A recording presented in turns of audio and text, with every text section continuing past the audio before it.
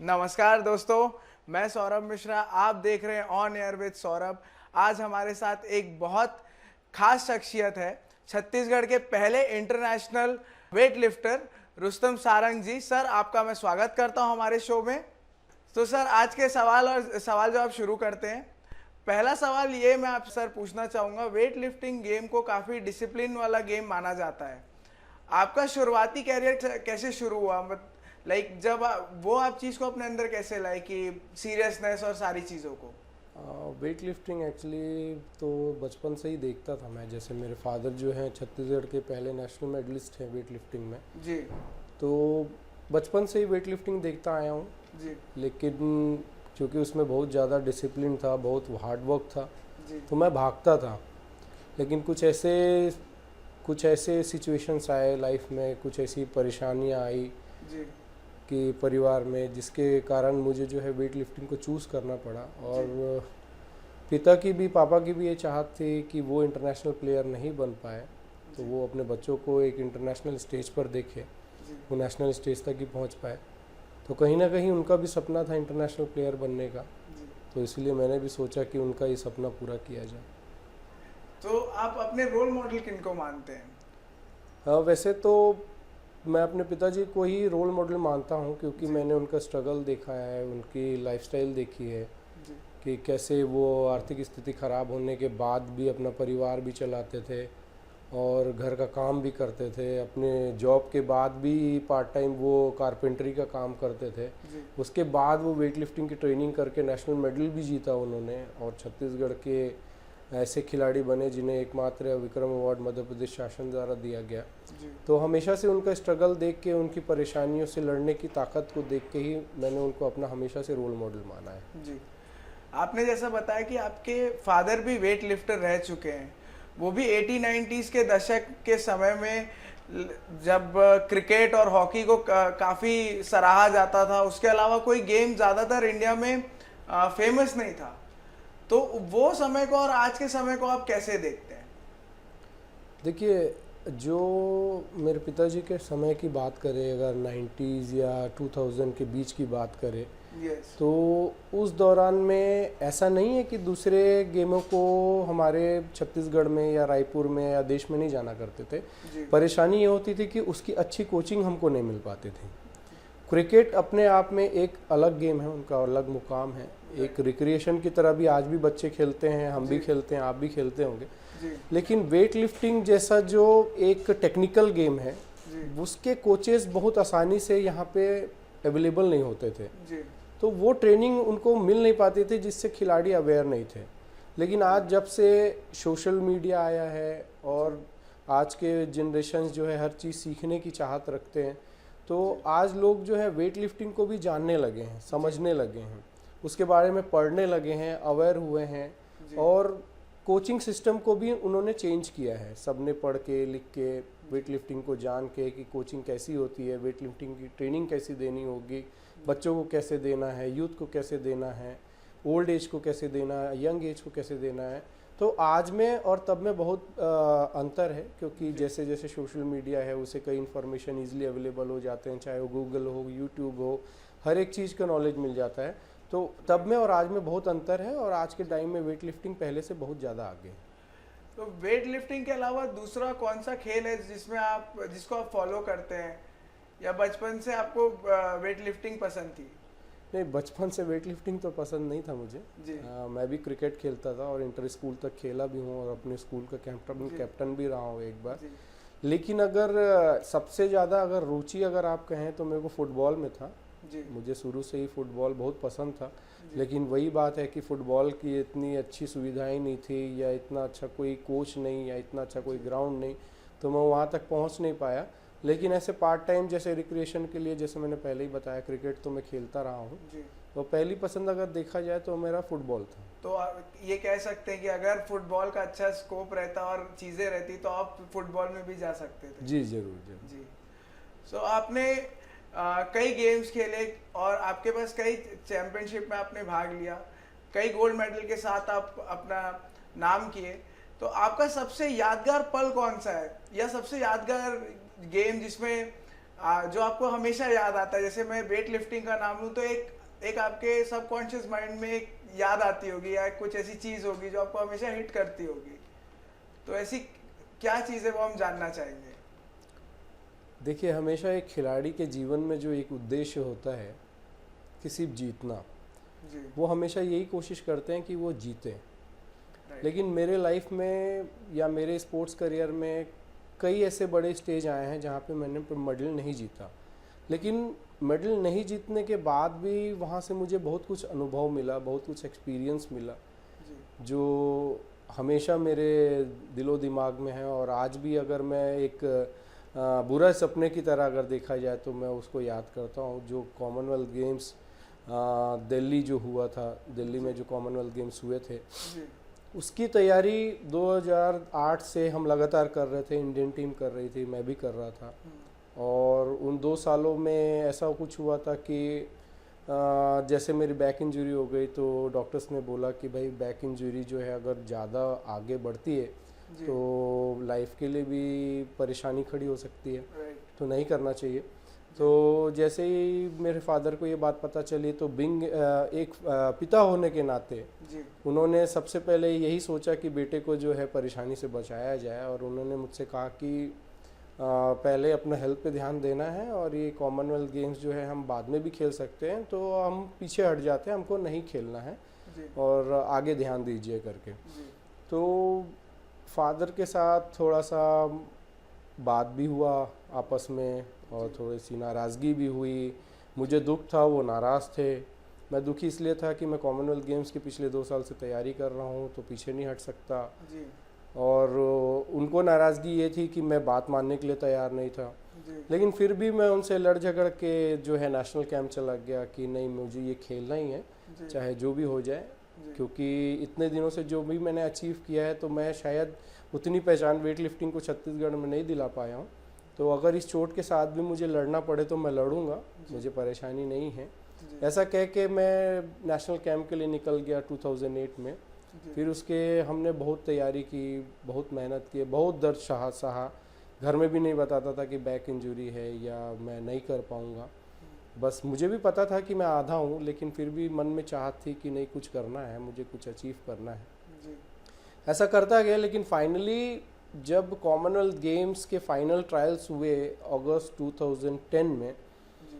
तो उस ट्रायल से पहले मेरे रिस्ट में 2 फ्रैक्चर हो गए। तो मतलब कि मैं हार सा गया था कि नहीं, मैं नहीं कर पाऊँगा। और जो मेरे कोच थे श्री गुरनाम सिंह जी, पंजाब पुलिस के कोच थे, जी। उनसे मैंने डिस्कस किया कि सर मुझे अपने रिस्ट में कुछ प्रॉब्लम सी लग रही है, तो शायद मैं आगे कर नहीं पाऊँगा। तो जब डॉक्टर से कंसल्ट किया तो उन्होंने बोला हाँ फ्रैक्चर तो है, पर हम इस कंपटीशन में लड़ सकते हैं। जी। तो जैसे ये बात मेरे दोस्तों को पता चली और ट्रेनिंग पार्टनर्स को पता चली, तो उन्होंने ये कहा कि इंजरी लेके देश के लिए खेलना शायद देश के साथ ठीक नहीं होगा, ये सबको सच बता देनी चाहिए। तो जैसे ही हम चीफ कोच के पास गए और बोला कि भाई हम इंजर्ड हैं और शायद हम नहीं खेल पाएंगे, तो उन्होंने ये बोला कि अगर हमसे बेहतर कोई है टीम में तो हम उस जगह को छोड़ सकते हैं, लेकिन अगर उस इंजरी में भी हमें खेलना पड़े और देश के अगर हम काम आए तो इससे बड़ा सौभाग्य की बात और हमारे लिए क्या हो सकता है। एग्जैक्टली। तो मैंने सर की बात मानी, अपने कोचेस की बात मानी और उसी हाथ से जो है मैं दर्द के साथ लड़ता रहा और फाइनली जो है इंडिया टीम में सिलेक्ट हुआ 2010 में। पर कहते हैं कि प्रैक्टिस से ही हम परफेक्ट बन सकते हैं। तो जो एक इवेंट था क्लीन एंड जर्क का, तो जर्क इवेंट कर नहीं पाता था क्योंकि रिस्ट पे होल्ड करके रखना होता था। जी। तो वही एक ट्रेनिंग की वजह से मैंने वहाँ पे मेडल मिस किया। जो ये बात बहुत कम लोगों को पता है। वैसे बोलते हैं कि हारने वालों के बाद 10 कारण होता है, लेकिन ये सच्चाई है जी। कि रिस्ट फ्रैक्चर होने के बावजूद भी मैंने अच्छी लड़ाई लड़ी थी मेडल के लिए वहाँ पे। फिर भी मैं वहाँ से 1 kg से जो है 4th हो गया था और अपने देश के लिए मेडल नहीं जीत पाया था। तो वो दिन आज भी मेरे लिए यादगार है कि मैंने कैसे दर्द से लड़ाई की, अपने देश के लिए खेला, अपने लोगों के लिए खेला, छत्तीसगढ़ में वेट लिफ्टिंग को पहचान देने के लिए खेला। जी। लेकिन फिर भी मैं मेडल नहीं जीत पाया, लेकिन वहाँ से हिम्मत नहीं हारा, आगे बढ़ता रहा। एक और चीज़ मैं ये पूछना चाहूँगा, जैसे जब आप वेट लिफ्टिंग करने जाते हैं तो जब वो बोलते हैं कि इट्स टाइम टू लिफ्ट करके, तो मतलब आप कैसे उस एक मोड में जाते हैं कि now I have to lift it up करके, मतलब एक रहता है ना कि आपको अपनी एनर्जी को कॉन्सेंट्रेटली एक जगह पर फोकस करके लाना रहता है, तो वो चीज़ को लाने में कितना समय लगा आपको? देखिए ये भी एक एक्सपीरियंस वाली बात है, जी। और ये मेरा एक्सपीरियंस है, इससे नए बच्चे भी बहुत कुछ सीखेंगे। जी। ये भी 2010 के कॉमनवेल्थ गेम्स से जुड़ा हुआ है। जी। जब 2010 के कॉमनवेल्थ गेम्स की हम तैयारी कर रहे थे, तो मेरा एक फाइटर हुआ करता था SPR सुनील कुमार, रेलवे से।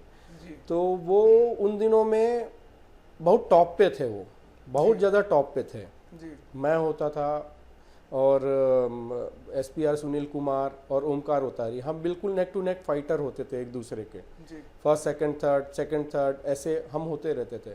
तो जो सुनील का जो बात थी पूरे देश में ये फैली हुई थी कि जिस कैटेगरी में मैं खेलता हूँ उसमें वो स्टार है आज के टाइम पे, जी। और डेफिनेटली जो है वो इंटरनेशनल में जो है कॉमनवेल्थ गेम्स में जो है इंडिया को रिप्रेजेंट करेगा। तो सबने मेरे मतलब दिमाग में इतना प्रेशर डाला कि मैंने भी मान लिया था कि वो ही खेलेगा, मैं नहीं सिलेक्ट हो सकता। जी। लेकिन कुछ ऐसी चीज़ें हुई जिससे मुझे गुस्सा आया, और मैंने जितनी ट्रेनिंग की थी, जितना भी मेरा फोकस था, जी। मैंने वो सब खो दिया। जी। और जो मार्च 2010 में जो नेशनल चैंपियनशिप हुआ था, जहाँ से फाइनल कॉमनवेल्थ गेम्स के लिए टीम सिलेक्ट करना था नेशनल कैंप के लिए, वहाँ मैंने गुस्से में जो है कंपटीशन किया उस नेशनल में, और उस गुस्से के चक्कर में जहाँ मुझे सिल्वर आना था या चैंपियन बनना था, मैं ब्रॉन्ज मेडल हो गया। जी। तो एक्साइटमेंट में, ओवर एक्साइटमेंट में मैं भूल गया कि मैं क्या करना चाहिए मुझे। तो वो वहाँ से मैंने एक सीख ली थी कि हमें किसी को देख के एक्साइटमेंट में या ओवर एक्साइटमेंट में जो है ट्रेनिंग नहीं करना है या कंपटीशन नहीं करना है, हमें अपना बेस्ट से बेस्ट देना सीखना है।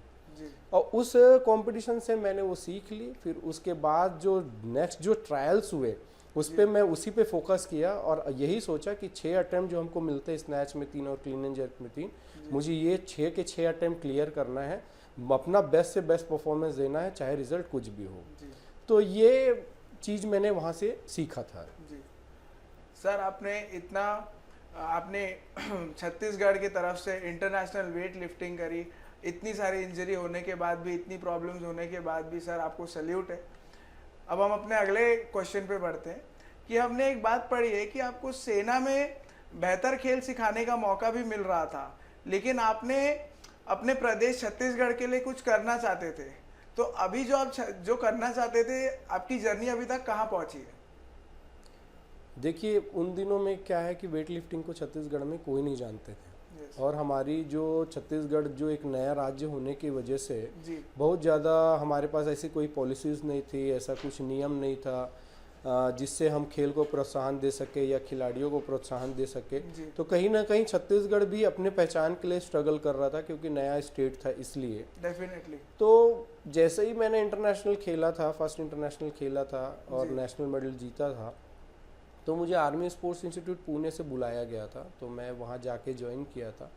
और फिर वहाँ का मैं रहन सहन देखा। नो डाउट आर्मी में जो है या सेना में जो है ट्रेनिंग जो है टॉप लेवल की होती है, उनकी बराबरी कोई नहीं कर सकता जी। लेकिन सेना में जाने के बाद जो है आपको सेना के लिए ही खेलना होता है। जी। जब इसके बारे में मुझे पता चला तो मैं ये थोड़ा सा ये सोचने लग गया कि अगर मैं सेना के लिए खेलूँगा तो फिर मेरे स्टेट को कौन पहचानेगा, क्योंकि अपने फादर को भी मैंने, अपने पिता को भी मैंने जो है स्ट्रगल करते हुए देखा था, और मैं ये चाहता था कि छत्तीसगढ़ का नाम भी इंडिया में जाना जाए, किसी भी गेम से जाना जाए, लेकिन मैं एज अ वेट लिफ्टर ये चाहता था कि वेट लिफ्टिंग से छत्तीसगढ़ को जाना जाए। इसीलिए जो है मैंने बड़े मतलब भारी मन से जो है सेना से जो है अपना जुड़ाव नहीं होने दिया, और वहाँ से निकल के आया ये सोच के कि मैं यहाँ वेट लिफ्टिंग को पहचान दूंगा। और कहीं ना कहीं मैं ये मानता हूँ कि आज 22 साल बाद भी, स्टेट राज्य बनने के 22 साल बाद भी हम आज वेट लिफ्टिंग के लिए बहुत अच्छा काम कर रहे हैं, जिसका नतीजा है कि हम हर साल नेशनल में आधा दर्जन से भी ज़्यादा मेडल जीतते हैं, इंटरनेशनल पे मेडल जीतते हैं। और कुछ ही दिन पहले एक दैनिक समाचार पत्र ने भी लिखा था कि वेट लिफ्टिंग में रायपुर को दर्शाया गया था कि नंबर 1 है करके, तो ये हमारे लिए अच्छी बात है और हम कोशिश ये कर रहे हैं कि आगे भी वेट लिफ्टिंग को ज़्यादा से ज़्यादा पूरे छत्तीसगढ़ में पहचान दे सकें। जी, जैसे हम क्रिकेटर्स का स्केड्यूल देखते हैं जो जैसे वो अपने यूट्यूब पे अपलोड करते हैं, तो वेट लिफ्टिंग का क्या शेड्यूल रहता है कि वेट लिफ्टर का रूटीन और शेड्यूल क्या रहता है? देखिए, जैसे अगर हम नेशनल कैंप की बात करें तो हमारा मॉर्निंग में 2 सेशन होते हैं। मॉर्निंग जो है फिजिकल फिटनेस होता है, कंडीशनिंग होती है, जिसमें 7 से 8 साढ़े 8 बजे तक हम उस फिजिकल कंडीशनिंग क्लास में रहते हैं। उसके बाद जो हमारी मॉर्निंग सेशन की स्पेसिफिक ट्रेनिंग स्टार्ट होती है जो 9:30 साढ़े 10 बजे से लगभग 12:30 1 बजे तक चलती है। फिर उसके बाद शाम को इवनिंग क्लास होती है 4 बजे से लेके लगभग 6 साढ़े 6 बजे तक। तो एक तरीके से देखा जाए तो वेट लिफ्टिंग में हम दिन भर बिजी रहते हैं, बीच बीच का एक मौका मिलता है हमको रिकवरी करने का, रेस्ट करने का, ब्रेकफास्ट के लिए, लंच के लिए, डिनर के लिए, नहीं तो पूरे दिन हम बिजी रहते हैं। और ज़्यादातर जो है प्लेयर्स कोशिश करते हैं कि जो रेस्ट का दिन है जैसे संडे है उस दिन सोना पसंद करते हैं जी।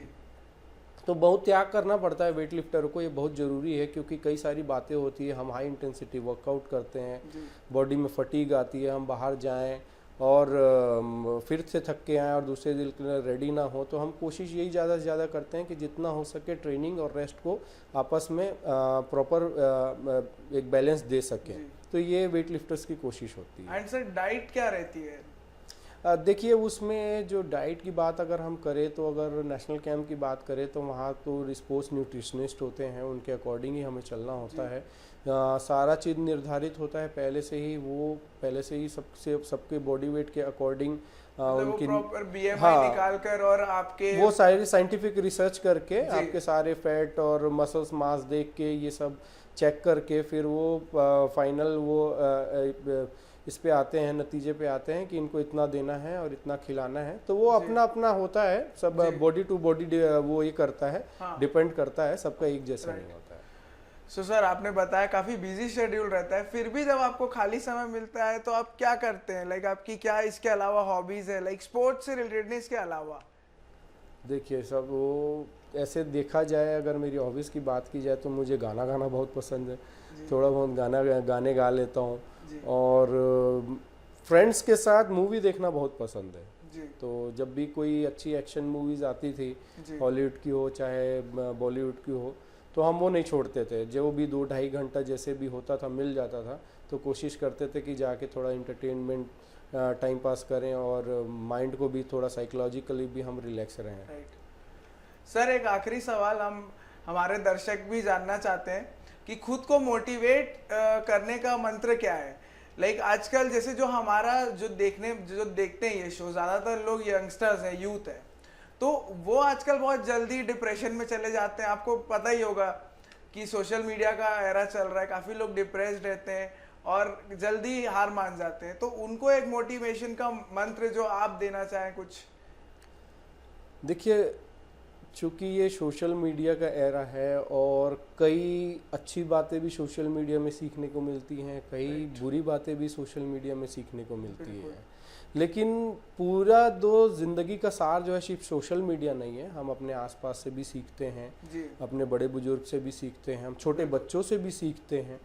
तो मेरा ये मानना है और मैं यही कहूँगा कि आज का जो दौर है वो इस प्रकार का है कि आपको 2 टाइप के लोग मिलेंगे, 2 व्यक्तित्व के लोग मिलेंगे। एक वो जो अपनी अच्छाइयों से आपको मार्गदर्शन देते हुए आपको भविष्य बनाने के लिए प्रेरित करेंगे। दूसरे वो जो दूसरों की बुराई बता के खुद को अच्छा बताएंगे, खुद को बेहतर बताएंगे और वो आपको आगे ले जाने की कोशिश करेंगे। लेकिन समझना हमको ये होगा कि निस्वार्थ भाव से कौन आपको जो है आपके लक्ष्य की तरफ बढ़ा रहा है, पॉजिटिवली, किसी की बुराई ना करते हुए, किसी की कमियों को ना दिखाते हुए, या हमको उसके पीछे जाना है जो दूसरों की बुराई करके अपनी कमियों को छुपा के अपने को बेहतर बना के आगे बढ़ाने की कोशिश कर रहा है। तो ये हमको जानना जरूरी है कि जो पॉजिटिव वे में आपको आगे लेके जा रहे हैं, आपके भविष्य की चिंता कर रहे हैं, आपके भविष्य को पाने में आपकी मदद कर रहे हैं, आप ऐसे लोगों को फॉलो करें, ऐसे लोगों को सुने, ऐसे लोगों के बारे में पढ़ें, ना कि उन लोगों के बारे में जो आए दिन ऐसे लोगों की बुराइयां करते रहें, उनमें बुराइयां ढूंढते रहें, उनमें कमियां ढूंढते रहें और खुद को बेहतर बनाएं। तो मेरा आज के बच्चों से यही रिक्वेस्ट है कि ऐसे लोगों के पीछे ना भागें, पॉजिटिव लोगों के साथ चलें। बिल्कुल। पॉजिटिविटी में जाने में थोड़ी तकलीफ जरूर होती है, मैं ये मानता हूँ, लेकिन सब कुछ नेगेटिविटी से नहीं चलती है, पॉजिटिविटी से चलती है। हाँ, थोड़ा समय जरूर लगता है, लेकिन नेगेटिविटी से हमको दूर रहना है। कुछ दिनों तक नेगेटिविटी बहुत अच्छी लगेगी, लेकिन बाद में उसका बुरा असर ही होता है। तो मैं बच्चों से यही कहूँगा कि आगे बढ़ें, और मेरा हमेशा से एक मोटो रहा है, मैं हमेशा से लोगों से ये कहता हूँ कि पहले खुद कामयाब बने और दूसरों की कामयाबी का कारण बने। तो आप चाहे किसी भी फील्ड में हो, पहले खुद को कामयाब बनाइए और अपने बीते हुए दिनों को ना भूलते हुए भविष्य में, वर्तमान में अपने आने वाले और समाज के लिए कार्य करें। चलिए, तो आज का शो यहीं हम ख़त्म करते हैं। रुस्तम जी, आप आए हमारे साथ, थैंक यू सो मच। दोस्तों, फिर मिलेंगे एक खास शख्सियत के साथ। आज के लिए बस इतना ही। नमस्कार।